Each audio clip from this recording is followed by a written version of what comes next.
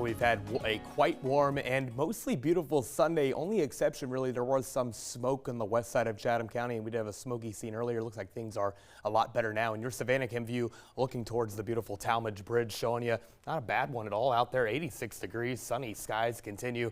Humidity, thankfully, manageable. Winds out of the southwest, 10 miles per hour, will likely continue most of the night. So those westerly winds are actually combating the sea breeze that's moving in. Viper radar is dry, but sea breeze generally hanging out from, say, about Whitmarsh Island up into Colleton County, west of Edisto Beach, and that pushes back on the sea breeze. But when you have water temperatures in the 60s, that's going to still provide quite the difference to make up for it.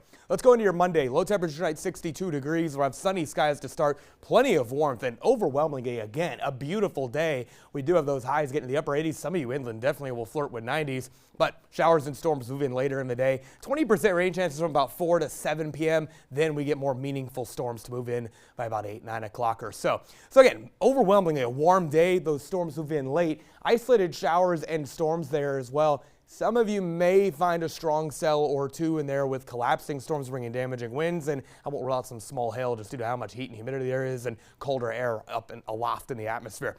Now, Tuesday, cooler, much breezier, and guidance is a bit uncertain, of course, but rainy at times, not a total washout, and this may even hang around into early Wednesday before things really dry out, and then we get that warm up. The heat dome sets up for the middle to end of the week, all before it breaks down with another cold front later on in the week. So Gulf high is shifting east. This is giving way, and a little bit south, I should say. This is giving way to a cold front moving across the Midwest. Severe weather threat from Indiana even out towards Pennsylvania. But this front moves in. That's eventually going to bring our chance for storms. And nearly the entire area from, say, about Wilmington, North Carolina, and our counties, maybe exception of Jeff Davis County and Bacon County, in a low-end marginal threat for severe weather, just due to some damaging winds possible. And by the way, these storms move from north to south along the coast, and that's going to be a little different than maybe what we're used to, of course.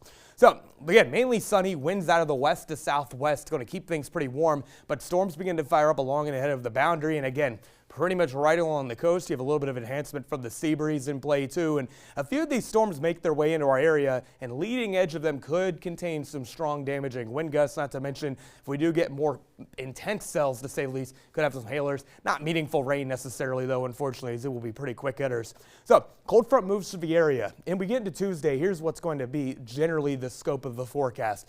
Vipercast may not handle this too well, but there will be impulses of energy moving through the mid and upper levels of the atmosphere. And despite, by the way, breezy northeasterly surface winds at about 15 to 25 miles per hour, winds up at about, say, 15 to 20,000 feet, we will still be moving from generally west to east with a bit of a northerly component coming southeastward. That brings showers and storms, but overall still a lot of uncertainty with guidance on that one either way. For tonight, and I do need to make the mention that thunderstorm icon should not be there. That is for Monday night. Either way, southwest winds remain in place and they shift to westerly, and it will be breezy at times, 20-mile-per-hour winds with higher gusts possible there. And late day storms are around, could find a strong cell or two. On our local waters, a gale watch is in effect for Tuesday as winds will pick up, but we have southwest winds that shift to northerly by late Monday, 15 to 25 knot winds, 4 to 5 foot seas develop. And again, isolated late day storms potential for a strong storm or two. Then Tuesday into early Wednesday, we're looking at another round of showers and storms. And by the way, a little bit cooler too. Highs only barely reached 70s Wednesday, end of the week, Sarah.